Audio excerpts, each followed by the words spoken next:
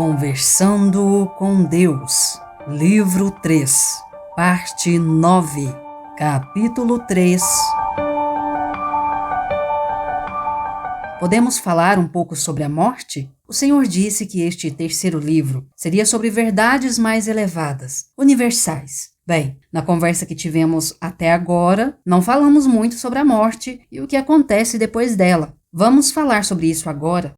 Está certo. O que quer saber? O que acontece quando a gente morre? O que vocês escolhem que aconteça? O Senhor quer dizer que o que acontece é o que escolhemos que aconteça? Você acha que só porque morreram param de criar? Eu não sei, é por isso que eu estou lhe perguntando. Sem dúvida. Você sabe, mas veja o que esqueceu. O que é ótimo. Tudo está correndo de acordo com o plano. Quando você morre, não para de criar. Isso está claro para você? Sim. Ótimo. Agora, o motivo pelo qual você não para de criar quando morre é que nunca morre. Não pode morrer, porque é a própria vida. E a vida não pode não ser vida. Portanto, você não pode morrer. Então, no momento da sua morte, o que acontece é que você continua a viver. É por esse motivo que muitas pessoas que morreram não acreditam nisso, porque não têm a experiência de estar mortas. Pelo contrário, sentem-se porque estão muito vivas. Por isso, há confusão. O eu pode ver o corpo deitado lá, todo encolhido sem se mover. No entanto, o eu subitamente se move por toda parte. Muitas vezes tem literalmente a experiência de voar por todo o aposento e então de estar em algum lugar no espaço, tudo de uma só vez. E quando deseja um determinado ponto de observação, vê-se experimentando. Se a alma, o nome que agora daremos ao eu, se perguntar por que o meu corpo não está se movendo, se verá bem ali, pairando sobre o corpo, observando curiosamente sua imobilidade. Se alguém entrar no aposento e a alma pensar, quem é? Imediatamente ficará em frente ou perto dessa pessoa. Assim, em um período muito curto de tempo, a alma aprende que pode ir a qualquer lugar com a velocidade do seu pensamento. Ela se sente dominada por uma sensação incrível de liberdade e leveza e geralmente demora um pouco para se acostumar com a movimentação que acompanha todos os seus pensamentos. Se a pessoa teve filhos e pensar neles, imediatamente a alma fica em sua presença, seja onde for que estiverem. Dessa forma, aprende que não só pode estar onde quiser com a velocidade do seu pensamento, como também em 2, 3 ou 5 lugares ao mesmo tempo. A alma pode existir, observar e realizar atividades nesses lugares ao mesmo tempo, sem dificuldade ou confusão. Então, pode se reunir, voltando a um lugar, simplesmente se concentrando. A alma se lembra na vida futura do que seria bom se lembrar na vida atual. Todos esses efeitos são criados pelo pensamento, e essa manifestação é um resultado da intenção. Aquilo em que eu tenho a intenção de me concentrar se torna minha realidade. Exatamente. A única diferença é a velocidade com a qual você experimenta o resultado. Na esfera física, poderia haver um intervalo entre o pensamento e a experiência. Na espiritual, não há intervalo. Os resultados são imediatos. As almas recém-desencarnadas aprendem a monitorar com muito cuidado seus pensamentos, porque tudo o que pensam, experimentam. Eu uso a expressão aprendem mais como uma figura de linguagem do que como uma descrição real. A expressão se lembram seria mais adequada. Se as almas encarnadas aprendessem a controlar seus pensamentos de modo tão rápido e eficiente quanto as desencarnadas, todas as suas vidas iriam mudar. Na criação da realidade individual, o controle do pensamento, ou que alguns poderiam chamar de oração, é tudo. Oração? O controle do pensamento é a forma mais elevada de oração. Não habita na negatividade e na escuridão. E até mesmo nos momentos em que as coisas parecem ir mal, só veja perfeição, só expresse gratidão e só imagine qual manifestação de perfeição escolherá a seguir. Nessa fórmula é encontrada a tranquilidade. Nesse processo é encontrada a paz. Nessa consciência é encontrada a alegria. Isso é extraordinário. É uma ótima informação. Obrigada por dá-la através de mim. Obrigado por me permitir fazer isso. Algumas vezes você está mais desobstruído do que em outras. Em alguns momentos está mais aberto, como uma peneira que acabou de ser lavada, cujos orifícios estão mais abertos. Esse é um bom modo de dizer isso. Eu faço o melhor que posso. Então, para recapitular, as almas recém-desencarnadas aprendem a monitorar com muito cuidado seus pensamentos, porque tudo o que pensam, experimentam. Eu repito que ocorre o mesmo com as almas ainda encarnadas, exceto que os resultados em geral não são tão imediatos. E é o intervalo de tempo entre o pensamento e a criação, que pode ser de dias, semanas, meses ou até mesmo anos, que cria a ilusão de que as coisas estão acontecendo com você, não por sua causa. Essa é uma ilusão que o faz esquecer de que é a causa do que está acontecendo. Como eu já disse várias vezes, esse esquecimento é inerente ao sistema, é parte do processo, porque você só pode criar quem é quando se esquece de quem é. Por esse motivo, a ilusão que causa o esquecimento é um efeito criado propositalmente. Então, quando você deixa seu corpo, fica muito surpreso ao constatar a ligação imediata e óbvia entre seus pensamentos e suas criações. No início, essa constatação será um choque e depois uma surpresa muito agradável, quando você começar a se lembrar de que é a causa e não o efeito da criação de sua experiência. Por que há um intervalo tão grande entre o pensamento e a criação antes de morrermos? Esse intervalo não existe depois que morremos? Porque vocês operam com a ilusão do tempo. Não há um intervalo entre o pensamento e a criação fora do corpo, porque vocês também estão fora do parâmetro do tempo. Em outras palavras, como o senhor já disse tantas vezes, o tempo não existe. Não como vocês o compreendem. O fenômeno do tempo é realmente uma função da perspectiva. Por que o tempo existe quando nossas almas estão encarnadas? Vocês os fizeram existir adotando sua perspectiva atual. Usam-na como uma ferramenta com a qual podem explorar e examinar suas experiências mais plenamente, separando-as em partes individuais em vez de considerá-las uma ocorrência única. A vida é uma coisa única no cosmos, que está ocorrendo agora. Toda ela está ocorrendo, em toda parte. Não há outro tempo além do agora. Não há outro lugar além do aqui. O aqui e o agora é tudo que existe. Contudo, vocês escolheram experimentar a magnificência do aqui e agora em todos os seus detalhes e experimentar seus eus divinos como os criadores aqui e agora dessa realidade. Só há dois modos, dois campos de experiência pelos quais poderiam fazer isso: o tempo e o espaço. Esse pensamento foi tão maravilhoso que vocês literalmente explodiram de prazer. E nessa explosão foi criado o espaço entre suas partes e o tempo necessário para passar de uma parte para a outra. Dessa forma, vocês literalmente se separaram para olhar para suas partes. Poderia-se dizer que estavam tão felizes que se desintegraram. Desde então, estão juntando seus pedaços. É assim que a minha vida é. Estou juntando meus pedaços, tentando ver se fazem algum sentido. E é através do mecanismo chamado de tempo que vocês conseguiram separar os pedaços, dividir o indivisível, para vê-los e experimentá-los mais plenamente enquanto os estão criando. Quando vocês olham para um objeto sólido através de um microscópio, percebem que não é de forma alguma sólido, mas um conjunto de milhões de efeitos diferentes, de coisas diferentes que acontecem ao mesmo tempo, criando assim o efeito maior. Da mesma forma, usam o tempo com o microscópio de suas almas. Pense sobre a parábola da pedra. Era uma vez uma pedra, cheia de inúmeros átomos, prótons, nêutrons e partículas subatômicas de matéria. Essas partículas sempre se movimentavam rapidamente, cada uma delas indo daqui para lá e levando tempo para fazer isso, mas fazendo-o tão rápido que a própria pedra não parecia estar se movendo. Apenas era uma pedra, ficava absorvendo a água da chuva, secando ao sol e sem se mover. O que é isso dentro de mim, esse movimento?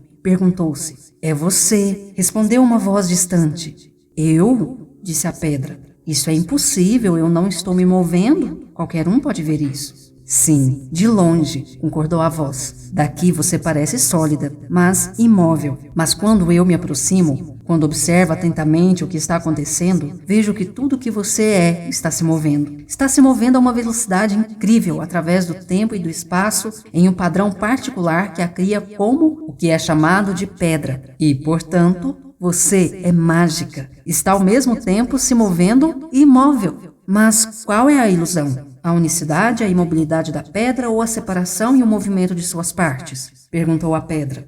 Ao que a voz respondeu. Qual é a ilusão? A unicidade, a imobilidade de Deus? Ou a separação e o movimento de suas partes? E eu lhe digo que sobre essa pedra construirei minha igreja, porque essa é a pedra dos tempos. É a verdade eterna que não deixa uma só pedra sem ser virada. Eu lhe expliquei tudo isso aqui, nesta parábola. Isso é a cosmologia. A vida é uma série de pequenos movimentos rápidos. Esses movimentos não afetam de forma alguma a imobilidade e existência de tudo que existe. Entretanto, como ocorre com os átomos da pedra, é o movimento que cria a imobilidade, bem diante de seus olhos. Dessa distância não há separação. Não pode haver, porque tudo que existe é tudo que há e não há mais nada. Eu sou o movedor imóvel. Da perspectiva limitada da qual vocês veem tudo que existe, vêm-se como separados e afastados, não como um único ser imóvel, mas muitos seres constantemente em movimento. Ambas as observações são certas, ambas as realidades são reais. E quando eu morrer, não morrerei de forma alguma, mas simplesmente passarei a ter a consciência do macrocosmo, onde não há tempo ou espaço, presente e futuro, antes e depois. Exatamente. Você entendeu isso muito bem. Deixe-me ver se consigo repeti-lo para o Senhor, se posso descrevê-lo. Vá em frente. De uma perspectiva macro, não existe separação. E olhando de lá, todas as partículas de tudo apenas parecem o todo. Quando você olha para a pedra a seus pés, a vê ali nesse momento como inteira, completa e perfeita. Contudo, até mesmo na fração de 1 minuto em que tem consciência dessa pedra, há muitas coisas acontecendo dentro dela. Há um movimento incrível em uma velocidade incrível de suas partículas. E o que essas partículas estão fazendo? Estão tornando a pedra o que ela é.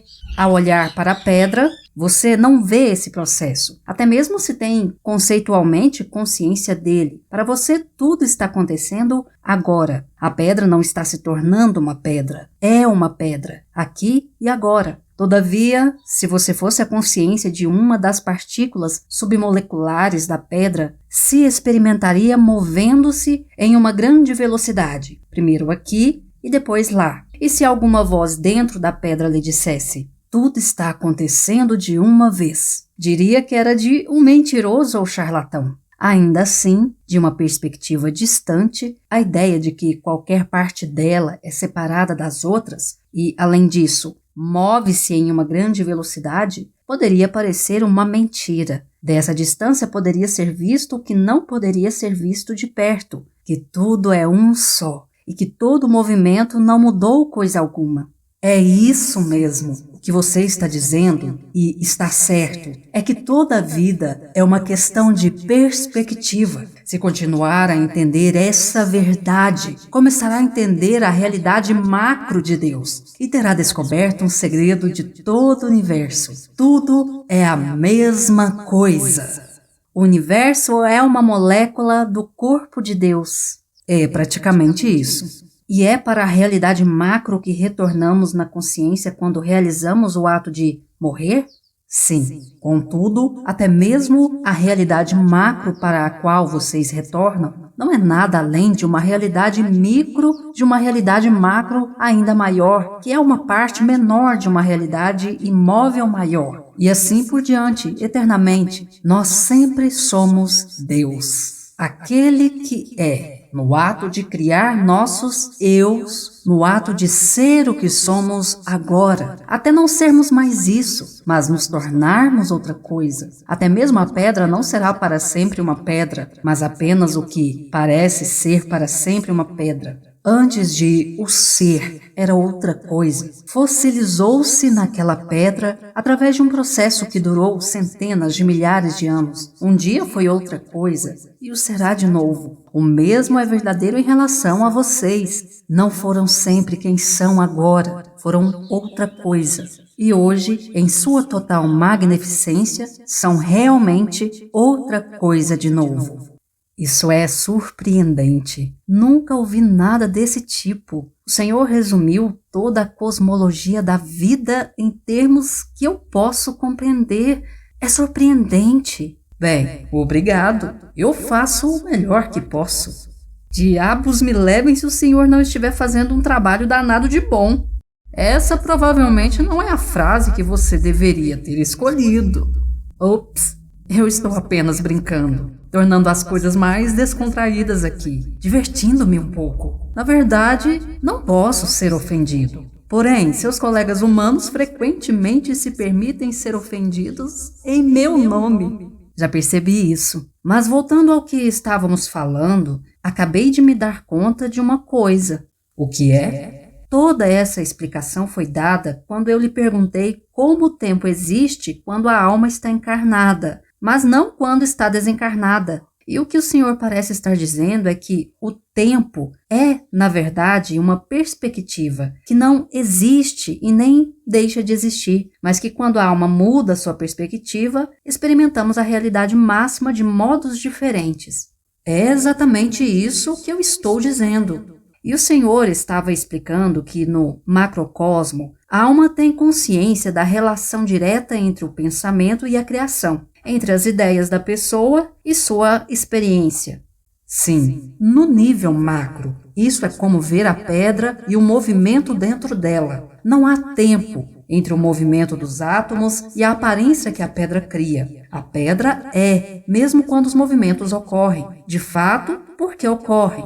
Essa causa e esse efeito são imediatos. O movimento está ocorrendo e a pedra está sendo ao mesmo tempo. É isso que a alma percebe no momento em que você chama de morte. É simplesmente uma mudança de perspectiva. Você vê mais, por isso compreende mais. Após a morte, não está mais limitado em sua compreensão. Vê a pedra e dentro dela. Vê o que agora parecem ser os aspectos mais complexos da vida e diz: é claro, tudo é muito claro para você. Então terá de refletir sobre novos mistérios. Ao se mover ao redor da roda cósmica, haverá realidades cada vez mais amplas, maiores. Contudo, se você puder se lembrar dessa verdade, de que sua perspectiva cria seus pensamentos e seus pensamentos criam tudo, e se lembrar disso antes, não depois de deixar o seu corpo, toda a sua vida mudará. E o modo de controlar seus pensamentos é mudar sua perspectiva. Sim, adote uma perspectiva diferente e terá um pensamento diferente sobre tudo. Desse modo aprenderá a controlar seu pensamento. E, na criação de sua experiência, o pensamento controlado é tudo. Algumas pessoas chamam isso de oração constante. O Senhor já disse isso, mas acho que nunca pensei na oração desse modo. Por que não ver o que acontece se você vê? Se imaginasse que o controle e direcionamento de seus pensamentos é a forma mais elevada de oração, só pensaria em coisas boas e justas. Não habitaria na negatividade e escuridão, embora pudesse estar imerso nelas. E até mesmo nos momentos em que as coisas parecessem ir mal, talvez, especialmente nesses momentos, só veria a perfeição. O Senhor está sempre repetindo isso. Eu estou lhe dando ferramentas. Com elas pode mudar sua vida. Estou falando repetidamente sobre as mais importantes delas, porque a repetição produzirá o reconhecimento, o conhecer novamente. Quando mais você precisa disso? Tudo que ocorre, ocorreu, está ocorrendo e ocorrerá. É a manifestação física externa de suas reflexões, escolhas, ideias e decisões a respeito de quem é e quem escolhe ser. Portanto, não condene os aspectos da vida dos quais discorda, mas tente mudá-los e mudar as condições que os tornaram possíveis. Contemple a escuridão, mas não a amaldiçoe. Em vez disso, seja uma luz na escuridão, dessa forma, transformando-a. Deixe sua luz brilhar tanto diante dos homens, para que aqueles que estão na escuridão sejam iluminados por ela, e todos vocês finalmente verão quem realmente são. Seja aquele que traz a luz, porque sua luz pode fazer mais do que iluminar seu próprio caminho, pode realmente iluminar o mundo.